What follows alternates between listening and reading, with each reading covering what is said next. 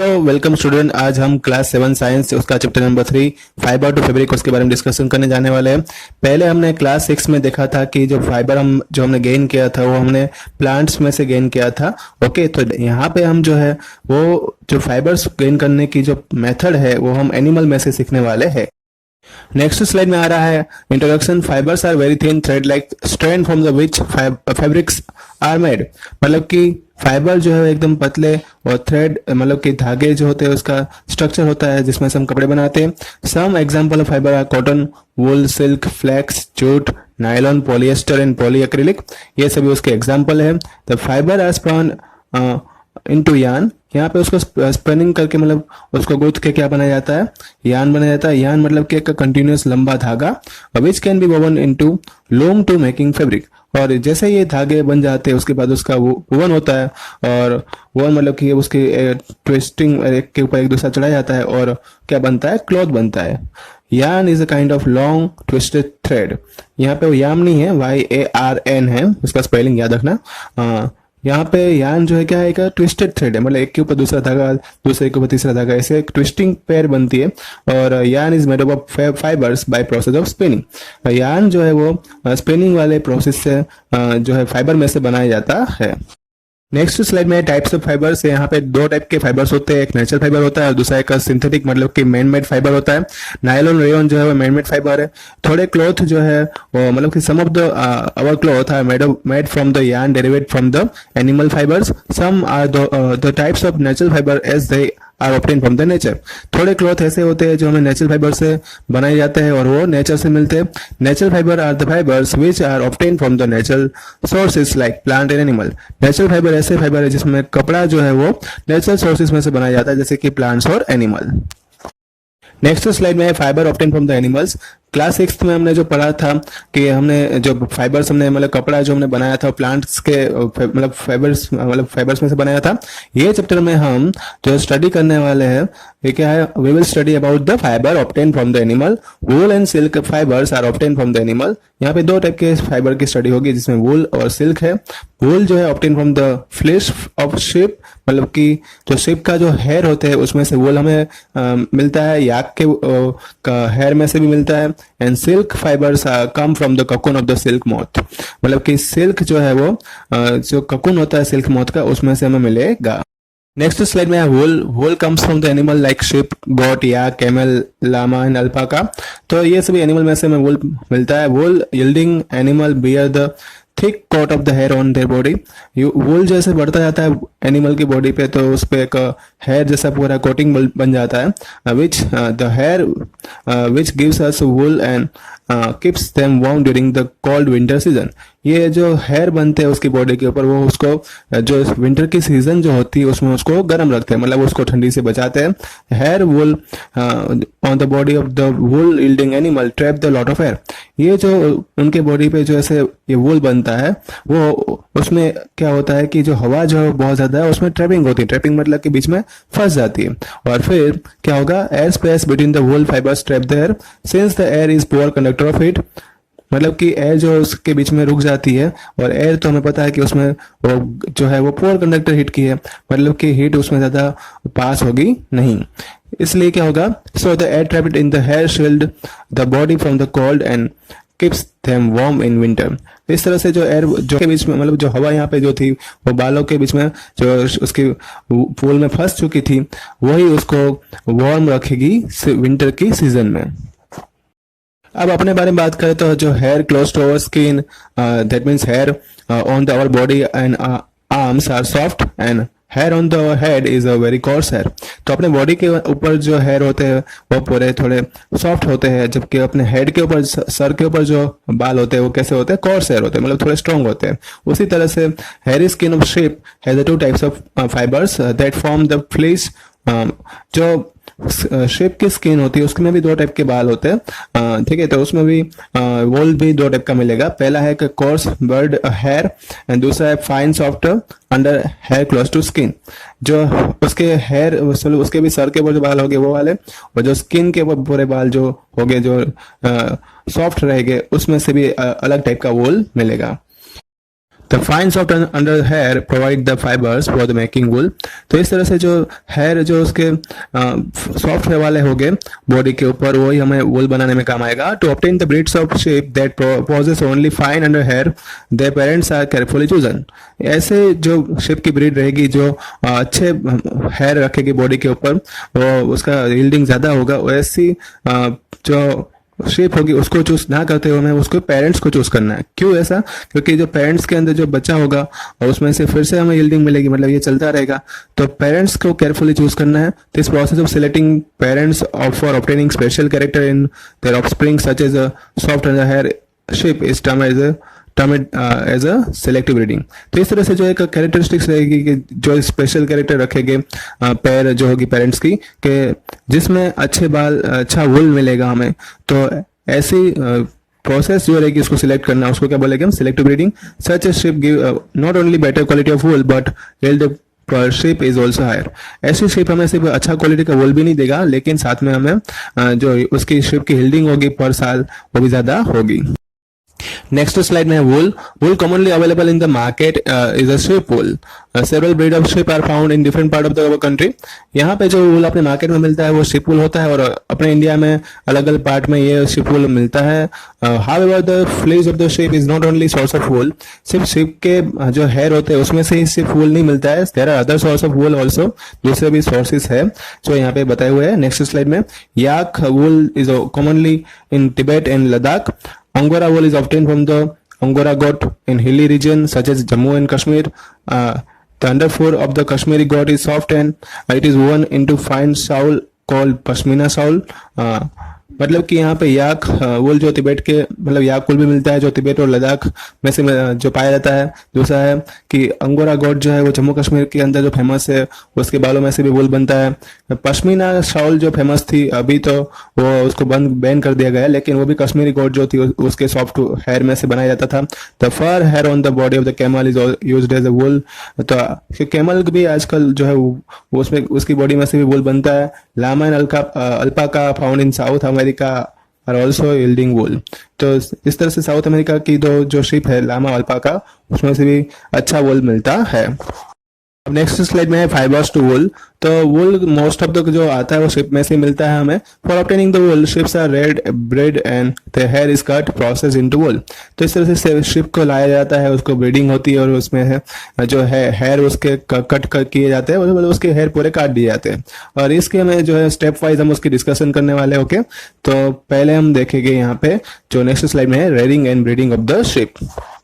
तो रेयरिंग क्या होता है? Rearing mean sheep mean to look after the sheep by providing them feed of मतलब food and shelter and health care.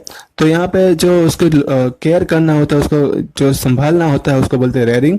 उसको food provide करना है, जैसे कि द पर्सन जो वो look after the sheep are called shepherd.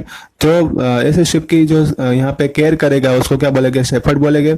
यहाँ पे उसको भरवाड़ बोलते हैं। और दूसरा जो है sheep are herbivores and prefer to eat grass and leaves, so shepherd take their herd of the sheep to the countryside for grazing। इस तरह से sheep जो है वो तो घास खाती है और हर्बीवोर्स होती है, इसलिए उसको चराने के लिए जो shepherd क्या करेगा? उसको कंट्री के मतलब कंट्री साइड, मतलब कि जो घास के मैदान हो गए वहाँ पे उसको चराने ले जाएगा। Apart from the grazing sheep reared and also feed them a mixture of the pulses, corn, jowar, oil cakes and mineral. और साथ साथ में जो ये शेप जो रहती है उसको संभालने के लिए उसको अलग अलग टाइप की दूसरे खाने भी दिए जाते हैं, जैसे कि pulses, corn, jowar, oil cake, mineral. In winter sheep are kept indoors and feed on leaves, grain and dry fodder. और जो विंटर जब आता है तब उसको अंदर ही खिलाया जाता है, जैसे कि घास जो है उसको पहले कलेक्ट किया जाता है और फिर उसको घर पे ही प्रोवाइड किया जाता है। ग्रेन जो है दिया जाता है और ड्राई फॉडर भी दिया जाता है। नेक्स्ट स्लाइड में है जो breeding of sheep is done obtain the such breed of sheep which yield the good quality of wool in large quantity। जब ये sheep की जो ब्रीडिंग होती है उसमें क्या होती है? अच्छी sheep जो गुड क्वालिटी का वूल देने वाली है उसको पसंद किया जाता है। This breed of the sheep have a thick coat and hair on their body and are called sheep of good breeds। जो अच्छी sheep अच्छा कोटिंग उसकी जो है मतलब हेयर का जो कोटिंग जिस पे अच्छा रहेगा उसको गुड ब्रीड बोलते हैं। This raises and quality of and quantity of wool produce. ऐसी ब्रीड को सिलेक्ट करके उसमें से अच्छी क्वालिटी का और अच्छी क्वांटिटी में हम वूल जो है प्रोड्यूस कर सकते हैं। Once the reared sheep have developed thick coat of hair, the hair is shaved off for getting wool. जैसे अच्छी शेप जो हमने उसको रेयरिंग किया और उसको डेवलप करके उसके ऊपर जो हेयर का कोटिंग बन गया तब उसका पूरा शेविंग हो जाता है। जैसे उसको पूरा मतलब जो वूल बनेगा उसको निकाल दिया जाएगा। The cut off the wool coat of the sheep is called fleece. तो जैसे हम वूल को कटिंग करते हैं उसकी बॉडी में से तो उसको क्या बोलते हैं, फ्लिश। The फ्लिश consist of soft woollen fibres. ऐसे ही फ्लिश के मतलब जो हेयर होते हैं उसके अंदर वूलन फाइबर होता है। The fleece of the sheep is usually kept in one piece. ये जो शेप का जो फ्लिश होता है उसको एक पीस में रखा जाता है। नेक्स्ट स्लाइड में process of fibre into wools. The wool is used for knitting sweater, for weaving Saul and finished good for long processes. Process of fibre into wool involving the following step. तो वूल में से जब हमें जो शाउल बनाते हैं, ठीक है, तो एक वो फिनिश प्रोडक्ट को जब हम उसको लेके जाते हैं तो उससे पहले उसको निटिंग करना पड़ता है, वीविंग करना पड़ता है। ये लंबी प्रोसेस है, ठीक है। इसके लिए हम उसको स्टेप बाय स्टेप देखेंगे। तो पहला स्टेप जो है वो नेक्स्ट स्लाइड में आ रहा है। स्टेप 1 में ये बताया गया कि जो हेयर हो गया शिप के उसमें से जो स्किन का जो लेयर होगा पतला वो उसको उसमें रिमूव किया जाता है बॉडी में से। तो इस तरह से बॉडी में से जो हेयर को रिमूव करना है उसको बोलते हैं shearing. The hair of the sheep जो है उसको शेविंग करना है और इसके लिए हम शेविंग मशीन का यूज करते हैं। इसी तरह से या तो बार्बर का यूज भी कर सकते हैं। शेयरिंग करने से जो है शिप को कोई हर्ट या तो मतलब कोई ऐसा नुकसान या तो कोई डैमेजिंग नहीं होगा, क्योंकि जो ऊपर का पार्ट जो रहेगा स्किन का वो तो रेड होता है। मतलब जब उसका हम हेयर कटिंग करेंगे तो वो कब होने वाला है, समर में, मतलब समर में होता है। समर में क्यों? क्योंकि समर में जो है वो उसको सर्वाइव करने के लिए उसको ऊपर की कोटिंग की जरूरत नहीं रहेगी, उसको ठंडी नहीं लगती है समर में। इसलिए जो है हेयर जो है उसके जब तक विंटर आते हैं तब तक में फिर से ग्रो हो जाते हैं और फिर से उसको कोल्ड में बचा लेते हैं। इस तरह से हेयर जो है वो शिप को जो है वो फिर से मिल जाते हैं और हमारा जो वुलन फाइबर जो चाहिए था हमें वो शिप के हेयर में से हम ऑप्टेन कर लेते हैं। और वुलन फाइबर जो है उसके बाद फिर प्रोसेस की जाती है, उसको वोवन यार्न बनाया जाता है। नेक्स्ट यहाँ पे उसका पिक्चर भी दिया हुआ है। और स्टेप नंबर 2 जो आता है उसमें हेयर जो है शिप के अंदर डर्ट पार्टिकल होते हैं और ड्राइड स्वेट भी होता है। इसलिए उसको पहले तो उसको क्लीन करना पड़ेगा। क्लीन करने के लिए वॉशिंग जो है उसको करने के लिए हम डिटर्जेंट का यूज कर सकते हैं, सोप का यूज कर सकते हैं और टैंक में बहुत ज्यादा हमें पानी भी डालना पड़ेगा। तो इस प्रोसेस को क्या बोलेंगे, जो है मतलब कि उसको वॉशिंग किया गया। तो process of washing of the shed hair is called scouring. Scouring जो है उसमें उसका जो हेयर रहेगा शिप के वो क्लीन हो जाएंगे और उसको सुखा दिया जाएगा। और उसके लिए अब थोड़े दिन को बाद जो है वो मशीन में उसको स्कोरिंग जो है वो आजकल मशीन से भी होता है। यहाँ पे उसका पिक्चर दिया हुआ है कि किस तरह से स्कोरिंग जो है टैंक से होता है। स्टेप नंबर 3 में जो है बताया गया है कि उसके बाद तीसरा स्टेप है सॉर्टिंग। सॉर्टिंग में क्या होगा कि अलग अलग जो फ्लेश रहेगा शिप के उसको उसके सेक्शन के हिसाब से, उसकी क्वालिटी के हिसाब से उसको, जैसे कि कोई फाइन, कोर्स और लॉन्ग है, शॉर्ट है, उसके हिसाब से उसको अलग किया जाएगा। इस प्रोसेस को बोलेंगे सॉर्टिंग। सॉर्टिंग में जो है फैक्ट्री के अंदर जो है स्किन, हेयरी स्किन जो होगी उसको भेज दिया जाएगा। वहां पे उसके डिफरेंट स्ट्रक्चर के हिसाब से उसको सेपरेट कर दिया जाएगा और सॉर्टेड कर दिया जाएगा। एवरी सेक्शन जो रहेगा वूल का वो उसको सॉर्टिंग करने के बाद सेम क्वालिटी का वूल जो है वो ऑब्टेन किया जाएगा और फिर उसको जो दूसरी क्वालिटी का कितना मिक्स करना है उसके हिसाब से उसमें जो है वूल हमें मिलेगा। स्टेप यहाँ पे फिर जो पिक्चर भी बताया गया कि किस तरह से स्कोरिंग होता है। अब स्टेप 4 जो है उसमें हमें फ्लफी फाइबर चाहिए, उसको बर बोलते हैं, जो उसको कहाँ से ऑप्टेन करते हैं, हेयर में से ऑप्टेन करते हैं। जैसे ये हमें मिल जाता है तो वापस wool obtain after this ready to drawn into fiber, मतलब कि ऐसे वूल में से अब क्या बनेगा, फाइबर्स, मतलब कपड़े बनना शुरू हो गए। स्टेप 5 मतलब 5th नंबर का जो स्टेप है उसमें क्या होगा कि शिप जो थी उसके हेयर जो है वो नेचुरली कलर उसका कौन सा होता है, white, brown and black colour का होता है।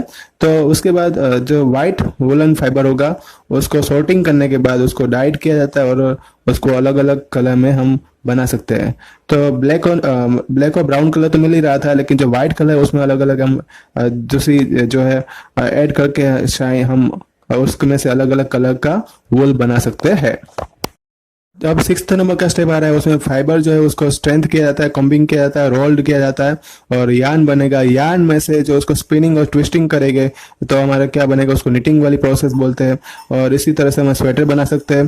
तो sorted the woollen fibers are spun into fine yarn and then woven on the loom to make woollen cloth. तो बाद में जो ये यान बनेगा उसका स्पिनिंग करके हम उसमें से एक जो लूम तैयार होगी, और जो लूम में से हम क्या बना सकते हैं, वुलन क्लॉथ मतलब कि शॉल बना सकते हैं। फाइनली हमने ये कंक्लूजन निकाला कि जो शिप्स के हेयर जो होते हैं उसको शेविंग करके उसका स्कोरिंग किया, सॉर्टिंग किया, डाइट किया, कॉम्बेट किया, स्पिनिंग किया, वूल मिला, वूल के बाद उसमें से वुलन यान मिला और उसमें से क्या बना, कपड़े बन गए। इस तरह से जो वुलन क्लॉथ की अच्छी क्वालिटी जो है वो हम गेन कर सकते हैं। वो किस पे डिपेंड था कि कौन सी शिप की ब्रीडिंग अच्छी होगी, उसके ऊपर जो है वो डिपेंड रहता है, और अच्छी क्वालिटी का वूल जो है वो उसमें से हम गेन कर सकते हैं। तो यहाँ पे पूरी प्रोसेस जो उसको एक ही डायग्राम में बताया गया। ओके, अब यहाँ पे इंडियन ब्रीड्स के बारे में बताया हुआ है, जिसमें लोही, रामपुर बरसे, नली, बाखरवाल, मारवाड़ी एंड पतनवाड़ी जो होती है उसके बारे में बताया हुआ है, और उसका यहाँ पे फोटो भी दिया हुआ है। ये था पार्ट 1। पार्ट 2 जल्दी ही आएगा, आपको नोटिफाई किया जाएगा, व्हाट्सएप पे आपको होमवर्क मिल जाएगा। और इसको रिवाइज करते रहना। कोई डाउट है तो यहाँ पे कमेंट बॉक्स दिया हुआ है, उसमें आप कमेंट करके मुझे बता सकते हैं। ओके, रिवाइज करते रहना। Thank you all.